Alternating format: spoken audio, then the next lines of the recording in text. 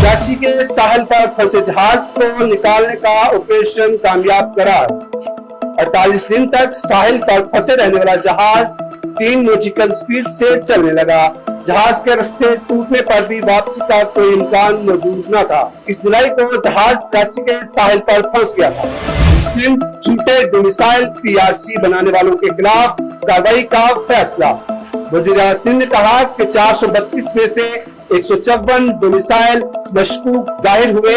وزیر اعظم سندھ نے کہا کہ جعلی ڈومیسائل پر نوکری حاصل کرنے والوں کے خلاف سخت کارروائی کی جائے گی اور ان کی اپیل کا فیصلہ 30 دنوں میں کیا جائے گا۔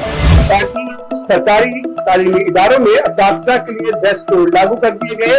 خواتین اساتذہ کے لیے جینز اور ٹائٹس پہننے پر پابندی عائد کر دی گئی اور مرد اساتذہ کے لیے جینز اور ٹی شرٹ پہننے پر پابندی۔ اساتذہ کو ٹیچنگ گاؤن اور لیبارٹری میں لیب کوٹ پہننے کی ہدایات جاری کر دی گئی۔ چیئرمین قائمہ کمیٹی اطلاعات و نشریات میاں جاوید لطیف کہتے ہیں کہ نیا پاکستان اگر بٹن دبانے سے نہیں بن سکتا تو اظہار رائے پر پابندی بھی بٹن دبانے سے نہیں ہوگی۔ میڈیا کنٹرول اتھارٹی بل کو قائمہ کمیٹی کسی صورت بھی منظور نہیں ہونے دیں گے۔ کہا کہ فواد چودھری نے جس ادارے پر الزام لگایا اسے اس بات کا نوٹس لینا چاہیے کہ اگر ادارے نے نوٹس نہ لیا تو اطلاعات کی کمیٹی ضرور نوٹس لے گی۔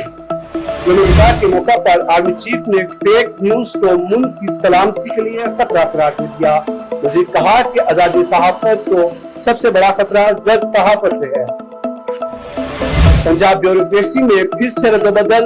وفاقی کابینہ نے کامران افسر کو چیف سیکرٹری پنجاب تعینات کرنے کی منظوری دے دی اور راؤ سردار کو IG پنجاب تعینات کرنے کی منظوری دے دی۔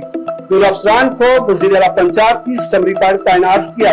نیوز اسٹوڈیو سے فی الوقت اتنا ہی۔ مزید نیوز اور اپڈیٹس کے لیے دیکھتے رہیے 110 نیوز اور وزٹ کیجیے ہماری ویب سائٹ www.110news.tv۔ شیخوپورہ میں نے ملا اس لیے یہاں پر آ گئے ہیں۔ شیخوپورہ